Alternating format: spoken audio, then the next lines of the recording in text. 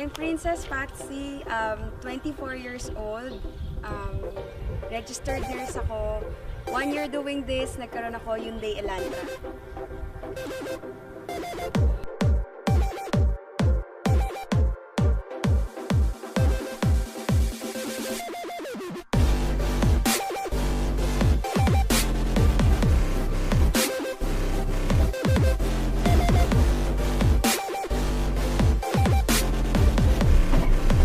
Actually, nag-start ako sa TFD dati na nag-nurse ako sa ospital.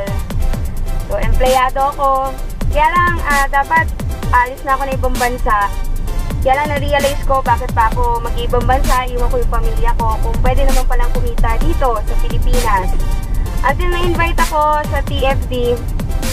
So, ginawa ko to for 5 months. Then, after ko siyang ginawa ng 5 months, nag-full-time na ako. After ko mag-full-time, ang dami ko rin mga inaral. Sineryoso ko lang siya. Kung ano lang yung ginawa nung iba, ginawa ko lang rin. Hindi ko akalain na dahil lang pala doon sa simpleng desisyon ko nung isang araw na yon, nung na-invite ako, magbabago yung buhay ko. Nagkaroon ako ng kung anong meron ako ngayon, nakapunta ako na ibang bansa. At dito ko na-realize na marami pa palang pwedeng kunin sa buhay bukod sa pagtatrabaho, bukod sa usual na ginagawa ng tao.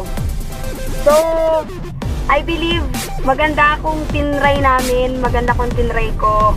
At least wala namang reason na hindi mo itry. So, yung trabaho nandyan lang naman, yung mga usual opportunity nandyan lang.